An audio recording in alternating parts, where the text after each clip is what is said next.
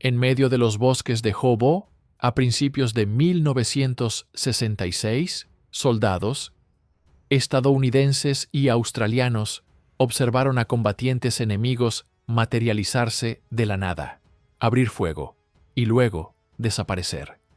No se estaban agachando detrás de árboles ni retirándose hacia la selva. Simplemente se desvanecían. Durante días, 8,000 tropas aliadas encontraron pistas extrañas, casquillos de bala incrustados en la tierra, huellas frescas que terminaban a mitad de paso, rastros de sangre que desaparecían en las raíces de los árboles. Una unidad especial estadounidense fue enviada para investigar. De los 700 voluntarios que fueron a buscar a estos fantasmas vietnamitas, 1 de cada 3 nunca regresó. Cuando 1965 llegaba a su fin, aunque la presencia estadounidense en Vietnam había explotado de 20,000 asesores a casi 250,000 de tropas de combate, el enemigo permanecía casi imposible de cazar. Era un hecho diario. Las patrullas estadounidenses hacían contacto en la selva, desataban artillería y ataques aéreos, luego avanzaban esperando encontrar cuerpos, armas y equipo, solo para encontrar terreno vacío. Durante semanas, el general William Westmoreland, comandante de todas las fuerzas estadounidenses en Vietnam, estudió los informes que se acumulaban en su escritorio, cada uno describiendo el mismo fenómeno imposible, como si sus hombres estuvieran luchando contra fantasmas. Por toda la selva, los estadounidenses encontraron pequeños túneles y trincheras, tan pequeños que, usualmente, colapsaban con granadas o explosivos. Pero la forma en que unidades enteras del Vietcong parecían desvanecerse sugería que algo mucho más grande estaba funcionando bajo el suelo de la selva que estos pequeños y toscos escondites. Lo peor de todo estaba en el Triángulo de Hierro, una cuña de selva densa de 40 millas, cuadradas a 20 millas de Saigón, un santuario desde el cual el Vietcong podía golpear la capital a voluntad. Enfrentando este dilema, Westmoreland sabía que las fortalezas tenían que ser atacadas de frente y presionó a Washington para obtener permiso para lanzar operaciones masivas de búsqueda y destrucción. Pero para un esfuerzo de este tamaño, necesitaría más que solo tropas estadounidenses.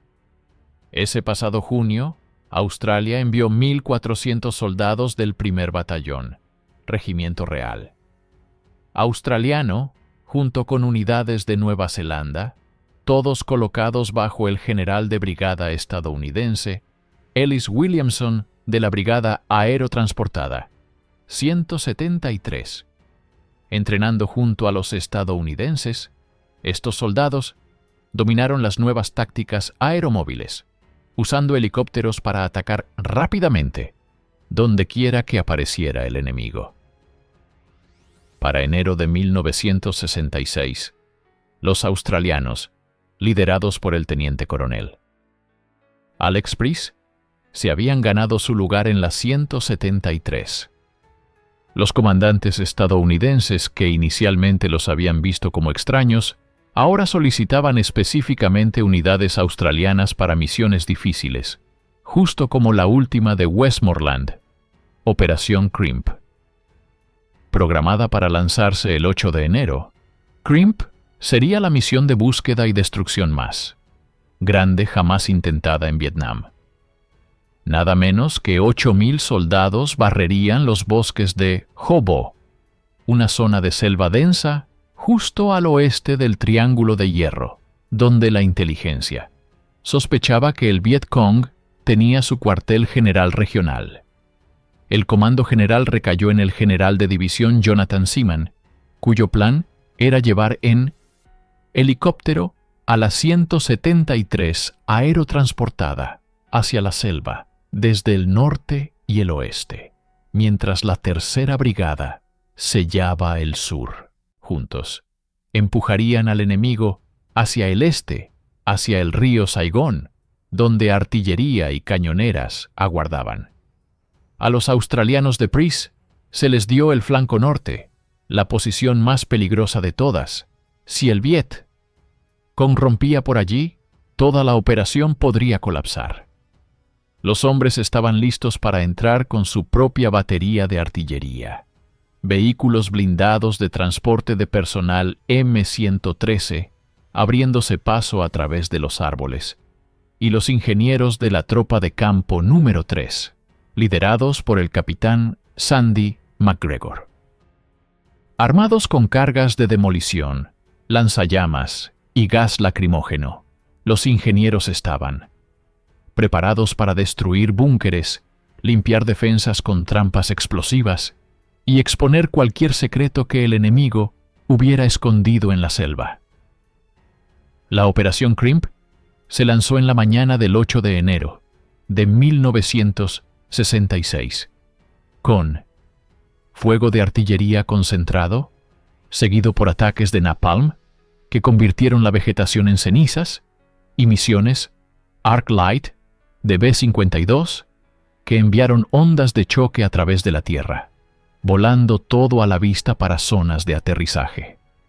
Al amanecer, los helicópteros despegaron en oleadas, llevando a los 8,000 hombres hacia los bosques de Jobó. Justo después de las 9:30 de la mañana, la primera oleada descendió a través de la niebla matinal.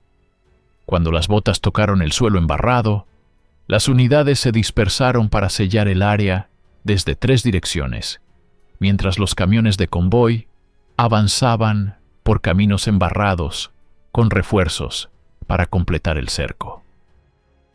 Todo iba según el plan. Cuando los australianos de Price aterrizaron en el perímetro norte, rápidamente descubrieron que el VC había pasado semanas preparando una bienvenida para ellos.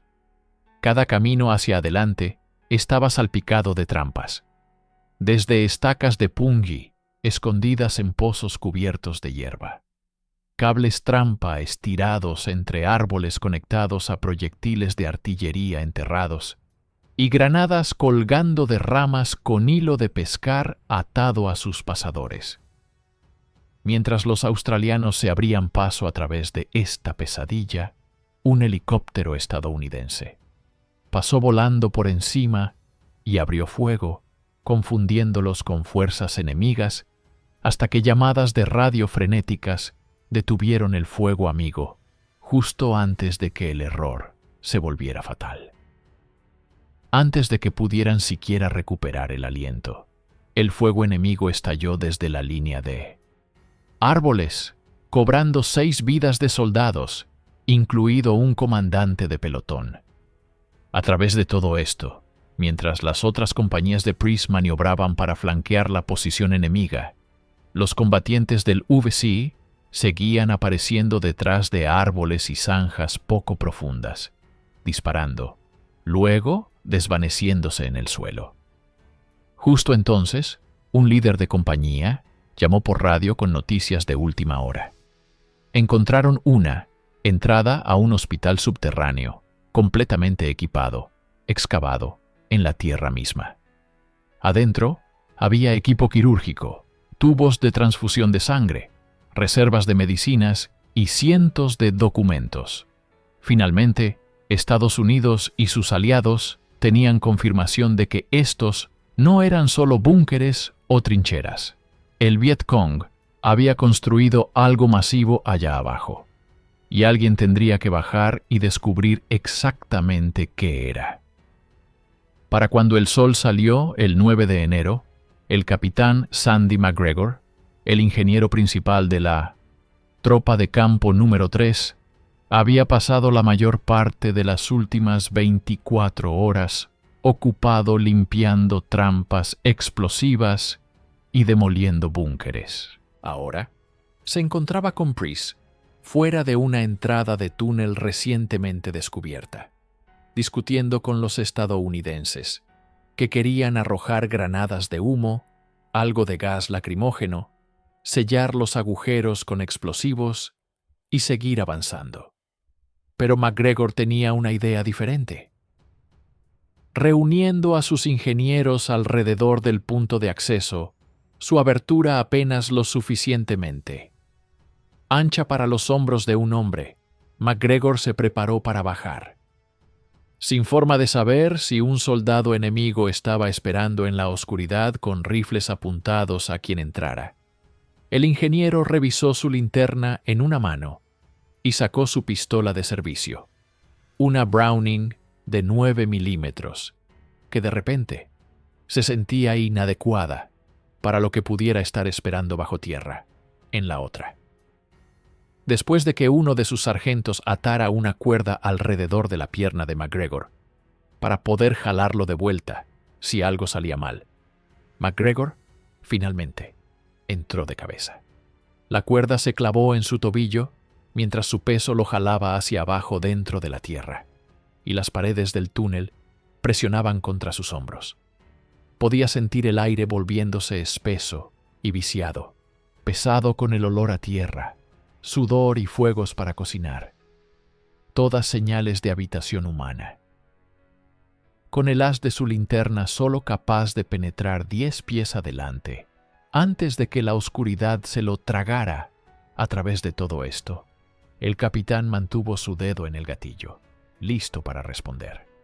Entonces, sus botas tocaron el suelo. MacGregor giró su cabeza lentamente, esperando un escondite improvisado, pero estaba impactado por la realidad. Las paredes a su alrededor no eran tierra tosca, sino arcilla compactada y cortada limpiamente. Incluso estaban reforzadas con marcos de bambú. Solo habían arañado la superficie. Durante los siguientes 4 días, MacGregor y sus ingenieros exploraron sistemáticamente los pasajes interconectados que desafiaban todo lo que los aliados pensaban que sabían sobre las capacidades del VC. Los hombres mapearon un mundo subterráneo usando alambre telefónico para medir distancias y brújulas para trazar direcciones. Los túneles formaban un intrincado laberinto hecho por el hombre, con pozos laterales, ramificándose de los pasajes principales, y en algunas áreas cayendo en 2 o incluso 3 niveles. Para uno de los exploradores, el complejo sistema le recordaba al sistema de metro de la ciudad de Nueva York. Adentro, descubrieron armas almacenadas en cámaras excavadas, radios funcionando con baterías, ocultas, e incluso una imprenta apilada con panfletos de propaganda. Había almacenes médicos arreglados como una clínica de campo y cajas de documentos que numeraban cientos de miles, desde órdenes y mapas hasta archivos de personal e informes de inteligencia. Cuanto más profundo iban, más los túneles se asemejaban a una ciudad enterrada. Las cocinas estaban ventiladas a través de chimeneas disfrazadas que sangraban humo hacia el suelo de la selva. Cámaras estrechas contenían fila tras fila de camas de bambú. Galerías más amplias se abrían a grandes salones de reuniones donde compañías enteras podían reunirse y planear o celebrar. Todo mientras a solo 30 pies arriba, las patrullas estadounidenses permanecían sin idea de su paradero. Los informes estimaban que podían albergar hasta 5.000 combatientes, algunos viviendo bajo tierra durante meses seguidos. Al tercer día, el cabo Robert Bob Boutell se aventuró solo y se metió en un pasaje estrecho que parecía llevar más profundo al complejo. El túnel se estrechaba mientras avanzaba, las paredes presionando cada vez más apretadas, hasta que se dio cuenta con creciente pánico que ya no podía dar la vuelta. Atrapado, gritó pidiendo ayuda tan fuerte como pudo, sabiendo que el aire se adelgazaba por segundo. Para cuando sus hombres se abrieron camino a garras hasta él, Boutell ya no estaba. A pesar de perder a uno de los suyos, los ingenieros de MacGregor continuaron revelando una verdad sobre un mundo paralelo que remodelaría toda la guerra. Las tropas australianas capturaron 59 armas de servicio de tripulación, 20.000 rondas de munición, 100 granadas, un solo rifle sin retroceso, almacenes de explosivos, ropa y suministros médicos. En una conferencia de prensa en Saigón días después de que terminara la Operación Crimp, el capitán, el primer soldado anticomunista en explorar los llamados túneles de Cuchi y ahora receptor de una estrella de bronce y cruz militar, dijo a los periodistas que sus hombres habían cazado a través del laberinto subterráneo, como hurones de túnel. Un periodista estadounidense, no familiarizado con el término, lo escribió como ratas de túnel en su lugar. El nombre se quedó. Cuando MacGregor emergió de los túneles en 1966, había descubierto un arma más poderosa que cualquiera que el Viet Cong poseyera sobre el suelo. Los orígenes de los túneles se remontaban a la década de 1940, cuando guerrilleros vietnamitas estaban luchando contra las fuerzas coloniales francesas que habían controlado Indochina durante casi un siglo. Superados en armas y severamente en número, los combatientes vietnamitas comenzaron a tallar escondites en el suelo de la selva con poco más que palas y picos. Estos jóvenes voluntarios, a menudo campesinos y adolescentes forzados al servicio, trabajaban en turnos las 24 horas, sacando la tierra canasta por canasta. El suelo, rico en arcilla, hierro y otros minerales, se secaba en una consistencia similar al cemento, que podía resistir incluso los bombardeos más pesados. A medida que la guerra continuaba, los guerrilleros aprendieron a cavar nuevas secciones durante la temporada de monzones, cuando el suelo estaba suave, solo para dejarlas hornear duras en los meses secos. Pronto, lo que comenzó como trincheras dispersas evolucionó en algo extraordinario. Para principios de la década de 1960, cuando asesores estadounidenses se derramaban en Vietnam del Sur, el Viet Cong transformó estos viejos escondites de la guerra francesa en una verdadera red subterránea que se extendía bien más de 150 millas. El sistema de Panal conectaba aldeas, bases militares y rutas de suministro desde las afueras de Saigón hasta la frontera con Camboya. Las entradas se escondían debajo de ollas de cocina en chozas de aldea, detrás de piedras de altar, en templos e incluso bajo el agua, a lo largo de las riberas de los ríos. Los pasajes mismos zigzagueaban en ángulos agudos, a veces giros de 120 grados, haciendo imposible disparar un tiro directo o enviar ondas de explosión muy lejos. Pero el descubrimiento de MacGregor cambió todo, y en días del final de la Operación Crimp, los comandantes estadounidenses emitieron nuevas órdenes a todas las fuerzas aliadas. Los túneles ya no podían ser simplemente destruidos. Tenían que ser explorados, mapeados y comprendidos, luego destruidos. Para esta misión peligrosa, los comandantes ahora confiaban en los ingenieros de combate, o ratas, de túnel, soldados especializados dispuestos a seguir el ejemplo de MacGregor y llevar la guerra bajo tierra al propio territorio del IWC. Estas estructuras especializadas demandaban requisitos físicos específicos. Los soldados no podían medir más de 5 pies, 5 pulgadas, o simplemente no cabrían a través de los pasajes. Debido a esto, la mayoría de los voluntarios de ratas de túnel venían de orígenes hispanos, particularmente soldados puertorriqueños y méxico-estadounidenses que se ofrecieron como voluntarios a pesar de conocer los peligros. mientras el Comando de Asistencia Militar se apresuraba a desarrollar programas de entrenamiento. Sin un manual claro para este desafío sin precedentes, las unidades tenían que descifrar lo por sí mismas, a través de prueba y potencialmente fatal error. Los australianos tenían una ligera ventaja: la Escuela de Ingeniería Militar fuera de Sydney, que dirigía un curso de 3 meses cubriendo detección de minas, desactivación de trampas explosivas y trabajo de demolición.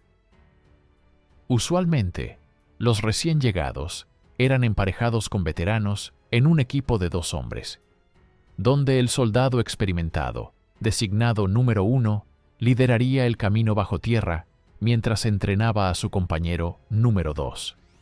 Después de 6 meses, si ambos sobrevivían, el hombre más nuevo se convertía en un número 1 él mismo, responsable de mantener vivo al siguiente voluntario, aterrorizado, el tiempo suficiente para aprender las formas de las ratas de túnel.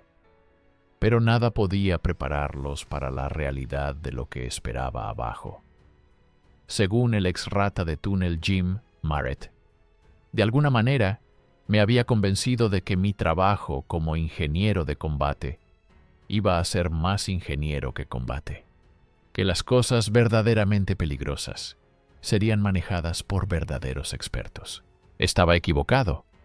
Mientras que a los estadounidenses les tomó hasta 1966 descubrir la red de túneles, el Vietcong siempre había sabido que el día llegaría y transformó sus túneles de escondites a laberintos llenos de trampas diseñados específicamente para visitantes no deseados. Según el ex rata de túnel Carl Corey, la parte más peligrosa sería prepararse psicológicamente para entrar al túnel. Esa era la parte más aterradora, porque no sabías en qué te estabas metiendo. Encontrar entradas de túneles significaba horas de pisoteo sin rumbo, en parches sospechosos, de tierra, probando espacios huecos debajo de cubiertas camufladas. Cuando finalmente se localizaba una entrada, la rata de túnel se acostaba plana mientras sus compañeros agarraban sus tobillos, bajándolo de cabeza dentro de la tierra. Esta posición incómoda le permitía sostener su arma, ya sea una pistola M1911 o un revólver M1917 con solo 6 o 7 rondas, en una mano y una linterna en la otra, la sangre corriendo rápidamente a su cabeza, mientras la tierra se desmoronaba en su cara.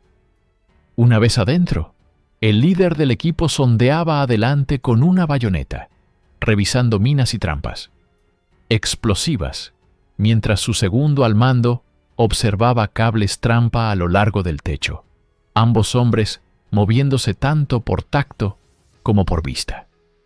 Las tropas estadounidenses que se atrevían a aventurarse abajo llamaban al extraño silencio desde debajo de la tierra el eco negro, donde cada sonido rebotaba en las paredes hasta que no podías decir si un enemigo estaba a 10 pies de distancia o a 100, añadiendo a la paranoia.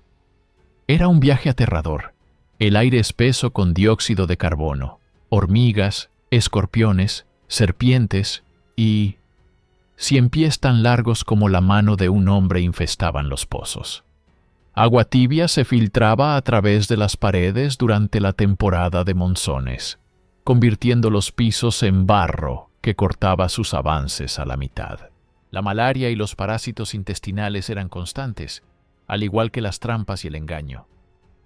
A menudo, el enemigo inundaría secciones para atrapar intrusos y otras veces liberaría gas venenoso. Las bajas por trampas explosivas aumentaban diariamente, forzando a los comandantes a sopesar cada intento de empujar más profundo. Si se enfrentaban a un soldado del Vietcong cara a cara, las ratas de túnel no tenían otra opción que recurrir al combate cuerpo a cuerpo. Aunque algunos llevaban explosivos, disparar estos tipos de armas en espacios tan confinados Menudo los dejaba temporalmente sordos por la conmoción, con sus oídos zumbando durante días. O en los peores casos, el ruido alteraría la estabilidad del espacio alrededor de ellos. Después de completar una de las búsquedas peligrosas, las ratas de túnel ya sea manipularían los túneles con poderosos explosivos, C4, o traerían los lanzallamas, vertiendo fuego a través de los pozos e incendiando todo adentro. Dada la naturaleza peligrosa y mentalmente agotadora de su misión, los valientes pocos hombres, bajos y delgados que podían manejar la presión de ser una rata de túnel, ganaron tremendo respeto de los compañeros soldados, quienes escuchaban atentamente su experiencia subterránea de vuelta en la base, incluso llegando tan lejos como adoptar un lema latino no oficial. Non gratum anus dorentum. No vale el trasero de una rata. Pero como el rata de túnel Jim Marett explicó más tarde, los peligros bajo tierra no eran los únicos que enfrentaban. Según el ex rata de túnel, tan peligroso como era ese trabajo, la mayoría de nuestras bajas eran sobre el suelo, cuando nos involucrábamos en la otra parte de nuestro trabajo, encontrar y desarmar minas y trampas explosivas. En los años siguientes, al descubrimiento de McGregor, la guerra subterránea solo se intensificó. Durante la Operación Cedar Falls de 1967, más de 30.000 tropas de todo tipo fueron enviadas para destruir el sistema de túneles, evacuando aldeas enteras en la vecindad para luego lanzar más municiones que las que cayeron sobre Japón en la Segunda Guerra Mundial.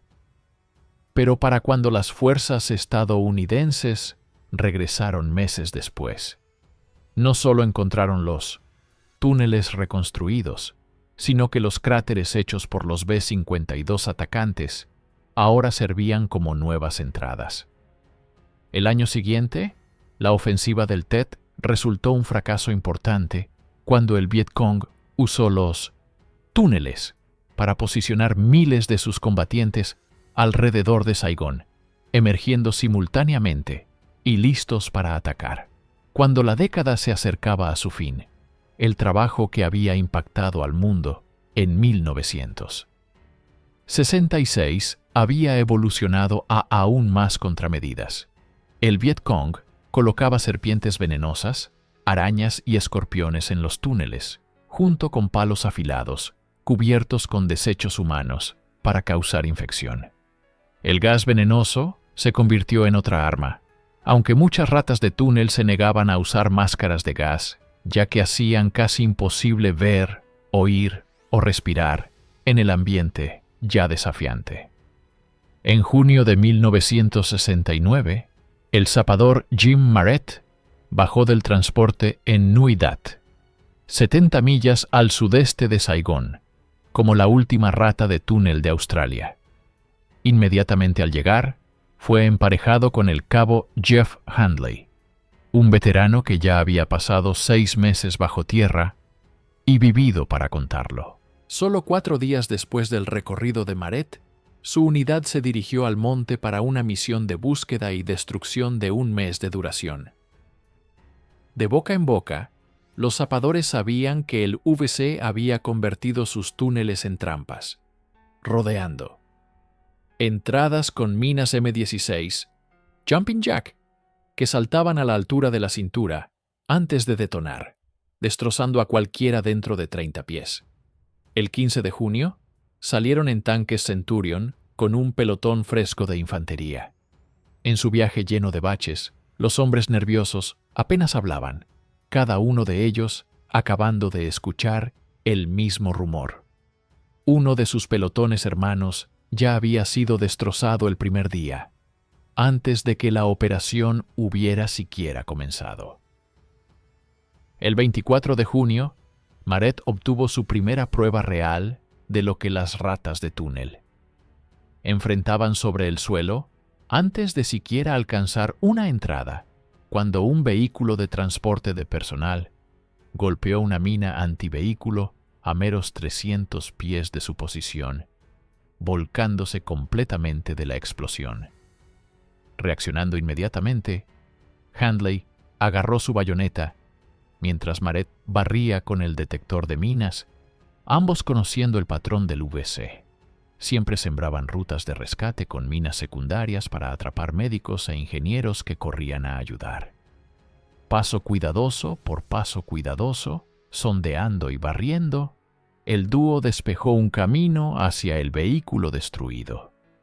El 4 de julio, otro equipo de ratas de túnel había estado trabajando cuando pisaron un grupo de minas. A pesar de estar herido en su hombro y piernas, el zapador Robert Yogi Earl continuó marcando carriles seguros para evacuación y dirigiendo a otras ratas de túnel a través del campo minado, salvando múltiples vidas.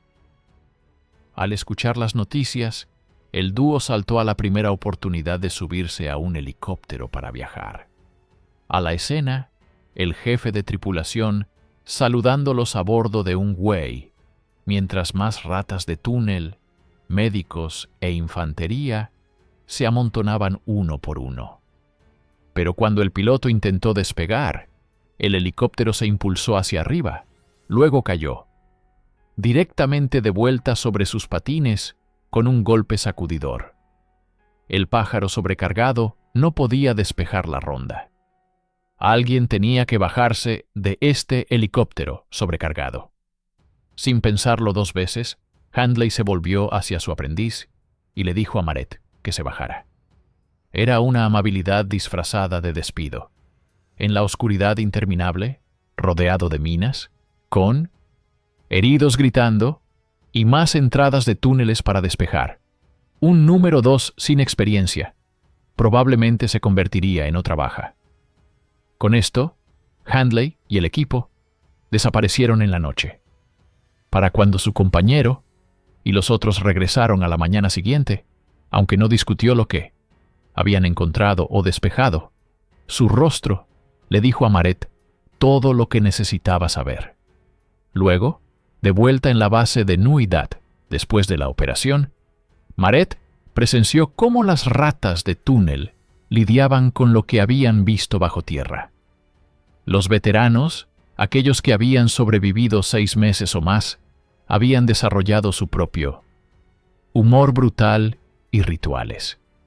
En el comedor, los hombres destrozarían los uniformes de los demás a propósito, o se lanzarían comida entre ellos, con los recién llegados observándolos totalmente confundidos. Las estadísticas lo explicaban todo. Entre 1965 y 1972, solo 700 hombres sirvieron como ratas de túnel de 500.000 de estadounidenses en Vietnam. Nunca más de 120 en el país a la vez.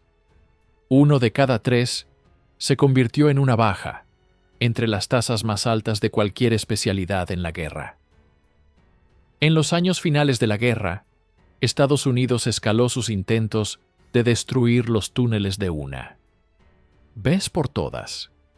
Además de los B-52 lanzando bombas de fusible retardado, los aliados también usaron bulldozers blindados para arrasar aldeas hasta el suelo, y defoliantes químicos despojaron la cobertura.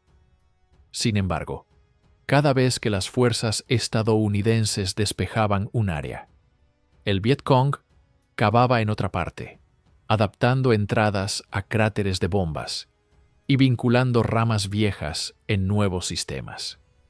Años después de que terminara la guerra, muchas ratas de túnel desarrollaron problemas de salud por exposición a la gente naranja en los túneles contaminados. Al final de la guerra, las fuerzas estadounidenses y aliadas habían descubierto más de 4.800 entradas de túnel. La dependencia del ejército en estos soldados especializados fue absoluta. Sin ellos, las bajas estadounidenses habrían sido mucho más altas y los éxitos estratégicos mucho menores. Algunos túneles originales sobreviven en la selva vietnamita, preservados por el gobierno como sitios históricos. Los turistas ahora pueden arrastrarse a través de los mismos pasajes una vez navegados por combatientes del Vietcong y ratas de túnel, aunque sin las minas, trampas explosivas o criaturas venenosas que los hicieron tan aterradores durante la guerra.